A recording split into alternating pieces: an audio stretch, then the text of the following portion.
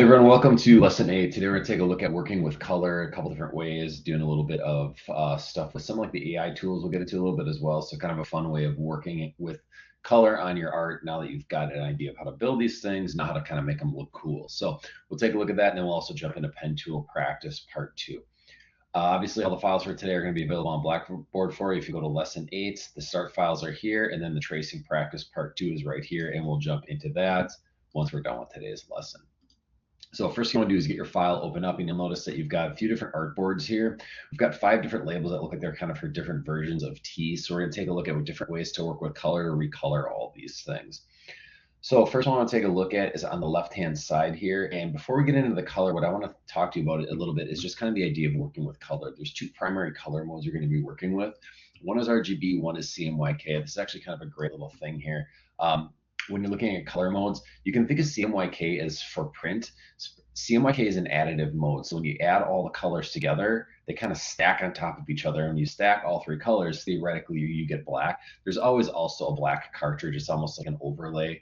So that you get super true black. But again, when you're looking at printer's black, that's when you've got all 3 colors plus black on top of it to get a nice deep, rich color. Now, as far as RGB, it's a different mode. This is a subtractive mode. So when you're looking at like screens, as you apply these, ideally when red, green, and blue in combination together will actually give you white, kind of the opposite. So we have additive and subtractive colors where we're adding them all together to get darker, or as we add them, we subtract them together. But again, the big idea is that CMYK is for print, RGB is for screen, and those are kind of the 2 primary color modes. Today's lesson is really going to be based around the idea of really working more for print, obviously, as this is like a package or a label for a physical product. But again, as we're talking and as you're working on your projects, you also want to think about what the mode is that you're working with and what's going to be the most appropriate for the end product, whether it's screen or for print. So first thing I want to do is take a look at applying an existing color. So when we're looking at those existing colors, we've seen on some of the stuff we've worked with that there's just kind of some stuff up here. There's a color or swatches panel, and there's just some pre-built color. We'll also be able to customize and add in color on that as well. So when we're taking a look, what I want to do first is I just want to apply that kind of solid or dark color to a couple objects here. So I've got all this gray art, and what I'm going to do is I'm actually going to select this on multiple things. I'm going to put it on the bottom of this cup. I'm also going to hold my shift key, and I'm going to click on the bottom of this leaf, bottom of that one. I want to grab kind of a couple different areas here, and I want to apply that dark green. So a couple different ways. Obviously, I can click from up here. I also have the swatches panel on the right-hand side where you can see this. If you don't see that, remember you can go to Window and down into swatches, and that'll pop that open. And I've got this nice kind of dark green color, so I'm going to select that and apply it on here. So now I've got that applied, and that's just obviously the first and most simple way of applying a color. Now, what I want to do is I want to apply a custom color. So from my swatches panel, there's a couple different ways that I can do this. What I'm going to do is I'm going to select an area, and then I'm going to create a new color, and I'm actually going to save and name that color so that I can add it on there. Now, with this object selected, what I need to do is I obviously need to create that new color. So before I do that, on my color panel, I want to make sure that I'm working with my color being added, and then I'm adding it as a CMYK. So what I can do it on here on the swatches panel is I can click this new swatches button, and it's going to ask me, well, what do you want to make and what color mode do you want it to be in? What I'm going to do is I'm going to call this guy light green. So I can give it a name right away. And then notice I've got these color sliders here that I can apply to add in. And I also can choose which color mode I want to work from. So obviously in CMYK, because this is for print. And then for my color, this is just mixing percentages. So say that I want 21% for cyan, 11 for magenta, my yellow, because I want it to be green, I need lots of yellow in it. And then for the black, instead of 100, you can see when I have lots, it's just real dark. I'm going to knock that way back. I'll take that to like 7. And now I've got kind of this nice green panel, or this nice light green color. Now, the other thing I want to think about is how I've got this created. Got it named, got my color mixer in here. I can click and drag these. So if I wanted to fine tune this, there's no right or wrong answer. It's just kind of picking what you think works well with your palette. I can adjust that a little bit. Now, this is an important one. You see how there's this global checkbox here? I want to make sure that global is selected. The reason why is that when I create a global color, if I change the color in the color panel, it'll automatically update it throughout my entire document and update that art. So instead of having to click on each individual piece one at a time, it'll automatically update it for me. So when I click OK, now it adds it in here, and you can see on my swatches panel, Here it is. I can rearrange my swatches panel if I want it down there.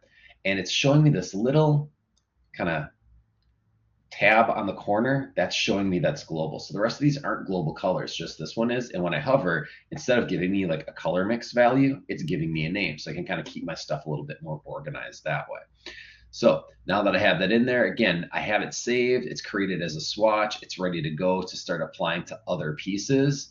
But if I ever need to change it, I can always double click on that swatch from this panel. And maybe I change my mind. Maybe I do want it to be a little bit more towards the green end. And I'm going to turn up my cyan a little to do that. I can update it and it'll update it automatically. So now I've got my green. Maybe I'll apply it to this guy down here. I can select it.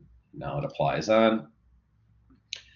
Now, say that I wanted to do like an alternate version of this. I can also do a duplicate. I can make one swatch and then just create another version of it. So what I'm going to do is how I've got this light green. I'm going to go over to my swatches panel. Let me zoom in on it for you. I'm going to click, I'm going to drag down onto this new button, and it makes a duplicate, just like you kind of duplicate a layer in Photoshop. You click on the object and drag it to the new swatch option. It just duplicates all those properties. If I double click, it takes me right back in my options of what I can change. Maybe I'll call this medium green. And for this one, maybe I'm going to bump this cyan way up. And I think that looks pretty good. Maybe I'll want to darken it a little too, add a little bit more black into it and hit OK. It's still a color, still set the color still set to global. Maybe I want to change this to that color here. And again, it doesn't really matter what you highlight on these things. It's just a matter of kind of playing around with them and getting comfortable with working with and editing these colors.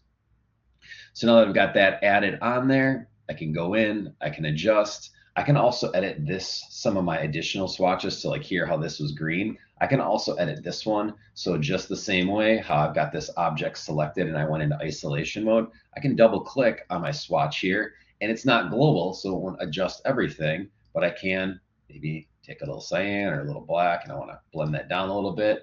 Click away to deselect, and now I've got that edited as well. Now, notice when you make changes on a non-global swatch, it will remember your settings, but it will not automatically apply them to any other instance of that object or that art anywhere else on your document. So you want to make sure that when you're doing things that you want to apply across your whole document, you make sure you have that global box checked.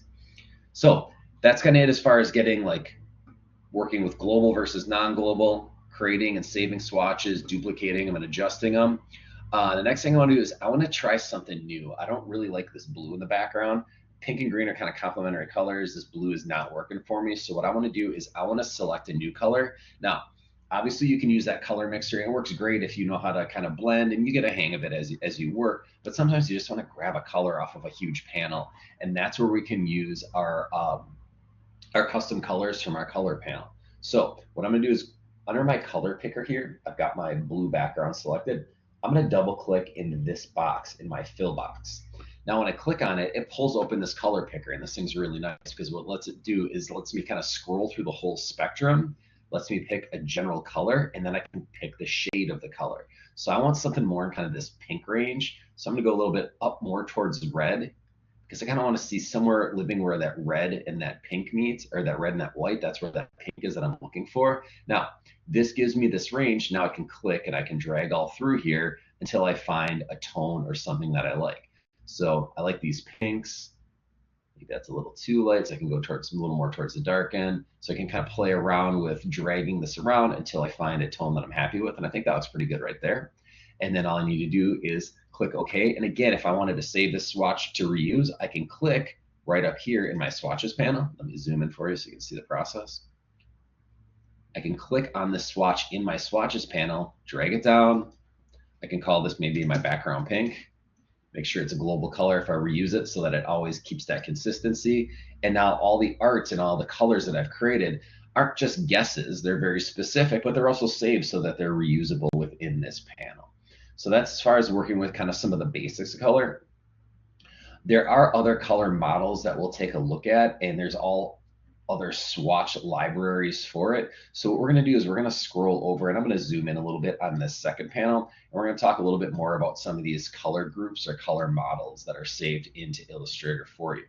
So what I need to do is I need to grab my selection tool, and I'm going to just select this artboard. I can also click down here and go to T tint, and make sure that that's my active artboard. And on my swatches panel, I've got all these libraries. So if you take a look at your swatches panel, it's actually super powerful because it gives you lots of options of different tools here, right? Now, if you take a look on the bottom left corner, there's this swatch libraries menu, and that's what I want to go through. I'm going to go through this, and you can see there's all kind of just thematically ways that they have them all organized in here. Keep in mind there's a couple different versions. There's some defaults. There's obviously like earth tones. There's gradient stuff, metallic ones. So there's a lot of different ones you can work through. So if you're looking for a particular color tone, jump right in here, and it'll actually pre-build little swatch areas for you. Also notice that there's this thing called color books. Color books are things like standardized color guides, like the Pantone color system. The Pantone color system is no longer public. This used to be a thing that was just available in Illustrator. It no longer is. Pantone are very specific pre-mixed colors. So if you see like Pantone 187 is basically Coca-Cola red, there's very specific colors. And the reason they use these color books is so that when you're matching color, the printer will have a finished printed version of this color book. And when it comes out of their printer, they can match to Pantone 194 or Pantone 367. So when it comes off the printer and you spec out that color as a designer, they know exactly what color you're talking about. There's a lot less room for interpretation. And then you get kind of picture perfect photo quality or color quality based off of that. So these are some different books that are available as free ones. Obviously, Pantone used to be in there and it no longer is. Pantone has been considered the gold standard for designers, but that's where you'd find color books. This isn't available to purchasing in Illustrator if you do want to look further into it. Now, what I'm going to do is I'm going to go into art history, and I've got all these obviously kind of eras. What I'm going to take a look at is the Impressionism era. And when I click on that, what it does is it essentially just gives me this whole pre-built group of folders that I can kind of play around with to apply into this area. Now, what I can do is if I say I have one of these that I really like this first one, I like these greens and these yellows and this kind of like burnt orange. If I click on this little folder here, what it does is it automatically adds all those swatches right into my swatches panel. So all I'm doing is clicking on that folder, and then it saves it right in there for me. So the nice part about this is as I select objects here, I've got all these reds selected. Maybe I want to reapply this. Maybe I'm going to do this dark green. And maybe on this green, maybe I'll go to this blue area. Maybe I don't quite like this one. Maybe I'll go to more of this golden one, or maybe I can play around with kind of like this off version. But now, because these are all set objects that are grouped together, I can automatically apply all these pre-built colors from these panels right into it. The other thing I can do is I can use my color tool. So what I'm going to do is my eyedropper tool, I'm going to select, I want my top and my bottom of my label to be the same. So I'm going to select down here, and I really like this tone up here. I think it works much better than these. So I'll select this object, but then with my eyedropper tool here, I'm going to select the properties of this box and then automatically apply that color, that background to it. So you can see that when you're working, swatch libraries are really a great way of finding great colors that look great together and then automatically applying them in. Now, next thing I want to take a look at is playing around with on this third one. We're kind of like as we're going through and kind of applying kind of similar color tones, similar color palettes. I want to take a look at something called the color guide and how we're going to work with that. So with the group that I've got up here, I've got all this kind of art in here. I want to pull open my color guide. Now my color guide is a panel. So if you go into window, you can pull it down by color guide, or you can select this one right here.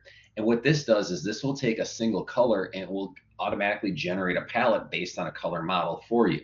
So this one's kind of all over the place, but I like this pink. I'm going to use that as kind of my baseline tone. Now, when I select the object with the pink, you'll see my pale pink is selected here, and you'll also see it on my color guide right here. Now, based on that, what I can do is I can now then take a look on that color, all these different color models and how I can work with them. So if I want like a high contrast, analogous color, complementary, left, right, all that. What I'm going to do is I'm going to grab the right complement. And what it does now is it generates a color palette that's based on that color model and based off of that color. Now what I can do is I can click on this Save Color to Swatch panel, and now it automatically applies that in there for me. So now that I've got this, what I can do is I can grab all my different pieces here. So like here where all my pinks are, maybe I'm going to recolor them to blue. maybe where all my greens are. And notice when I select this green, it doesn't select all of them. What I'm going to do is I'm going to do the same select same appearance, and it'll grab all those same greens. So maybe instead of that green, what I'm going to do is this yellow, and I don't quite like that. I don't think it's quite the contrast. I think this gray gives me a little bit more readability. And then I've got this light blue. It looks like those are all connected. That's all good. I got this dark blue. Those are all connected. Let's go maybe to this shade. So now it's giving me a color model that's consistent and works along with a chosen color to give me a nice kind of color, even color balanced palette on that selected area. So that's recoloring with the color guide. You can also do this with kind of a different looking model, and we're going to do that with our properties panel. So what I want to do next is I'm going to come over here, and on this group on number 4, you'll see we got these photos. We're going to take a look at a couple different ways that we can do recoloring based on this. So what I'm going to do is I'm going to come over to this panel, and I want to select everything on this palette. So what I can do is I can do select all, but I'm going to do all on the active artboard. If I do select all, it selects everything. But if I select all on the active artboard and I have something selected on it, it's going to grab everything in there. So that's first step. I want to grab all my objects in here, right? Now, next thing I want to do is I want to come up to my properties. If you don't see it here, you can also go to Window and down to Properties to pull this open. Now notice on the bottom here, I've got these quick actions, and I've got this recolor option. And what I'm going to do is select that. And what this does is it pops open this panel and lets me kind of play around with this a little bit. Now, it's analyzing the art, it's showing me the prominent colors, and it's also showing me this little color wheel. Now there's a couple things I can do. First thing I can do is I can spin this color wheel. Now what it's going to do is it's going to take all that existing art, and it's going to go ahead and start letting me change and modify, and it's going to keep that same kind of balance between all the colors. It's just going to let me choose the tone that I'm looking for here. So maybe I'm going to go something a little bit more in this range. I kind of like these. I like these, but maybe they're not quite vibrant enough, or maybe they're too vibrant. I want to do a little bit more muted or dark, so I can control that here.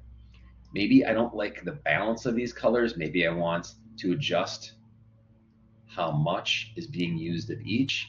So maybe I want more pink, less dark green. So now I can kind of adjust that, and then as I adjust these colors up, I can kind of play around with that. Now, if you're ever not happy with it, you just spin it back out, pull it around, and what this is doing now is letting you do kind of a whole palette reset. So maybe you like the palette, but you want to mess around with it a little bit more. That's one way of doing it. Now, notice to the right here, there's also this generative recolor.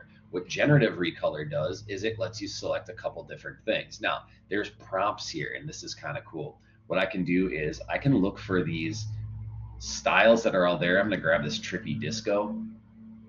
I can also type in specific prompts. So if I don't like that, but maybe I have a term or a palette that I want to use, I can type that in, and it'll generate colors for that. And this one's kind of cool.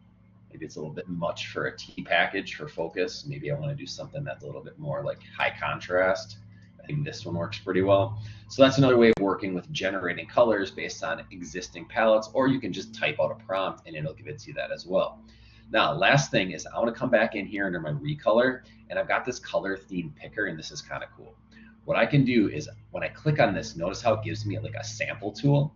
Well, what I'm going to do is I'm going to click on this photo somewhere in the orange. And what it does is it takes, based on that photo, it looks for that color panel or that color palette, and then generates a color palette based on whatever that photo is. Now, I can click, or I can click and drag for just certain parts of that palette. And then, of course, I can come in here and I can adjust my prominent colors. Same thing here. Maybe I have color art that I wanted to sample and generate a palette from. I can come over here and click on it. Jump back in and reset. And the reason it's not doing it is because I deselect it. Let me make sure I select all on this active artboard. Grab my color theme picker and select, and then I can select out of here, and then it'll give me color based off of just the areas that I'm pulling from. So a couple different ways of grabbing and kind of automatically generating color palettes, which I think are really cool, really helpful, and kind of fun. Now, for the last one, I'm going to scroll over here, and we're going to take a look at one more way of working with these color palettes. I'm done with this properties for right now. I'm gonna click away and deselect. And what I've got here is I've got kind of like some basic art, kind of looks like that first one. And I want to adjust this a little bit. So what I'm gonna do is a couple things. I want to play around with live paint, but before I live paint, I want to add in kind of some barriers or some walls for my live paint to follow. So this is one big group, and I'm going to double click and go into isolation mode. And what I'm going to do is I'm going to grab my line tool, and I'm going to just draw in a couple lines. I'm going to kind of create some dams for color so that they don't go all the way through. So I'll click through here, maybe from my little point here, I'll click down to through this corner. If I click away, I'm seeing those lines. They're just kind of open lines, but if I double click away and click on my group, I'm seeing that this is one big selected group. Now, when you're doing live painting is something that will work within one specific group. So obviously I see my recolor, I've got all my other options, but my live paint's a little bit different. What my live paint's going to do is it's going to act like a tool, and it will apply any existing colors or color groups in here. So for this, maybe what I'll do is I'll jump back in, I'll grab it, my art history impressionism, and I'm going to grab one more. I'm going to grab this guy, I'm going to add it in. So I've got basically 4 colors. I think I like how that mode looks. So what I'm going to do now is underneath where my, where are you? There we go. Underneath where my shape builder tool, and that's probably what the default is, underneath the shape builder, there's this live paint bucket tool. When you hover over it, whatever group you have selected in your swatches panel, it'll want to automatically apply. So notice as I go right and left on my arrow key, it's going through, and you'll see to the right here, if I press up and down, it goes through different groups. If I go left to right, it cycles through colors in there. It's just kind of a quick way of painting. So maybe I'm going to do that and that.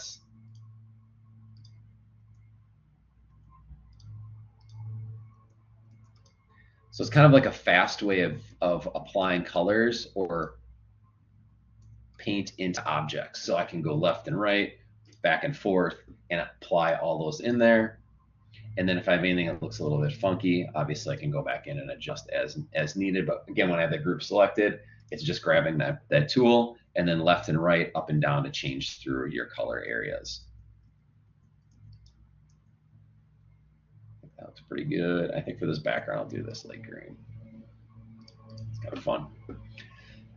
So as you're working, obviously it painted in those specific areas. So if I wanted to adjust anything, I can go into my group, go in, arrange, do my arrangement, front, back, left, right, whatever, that kind of thing. So that is really it as far as working with color. I really think the big thing you guys want to get used to working with, I think swatches is really important.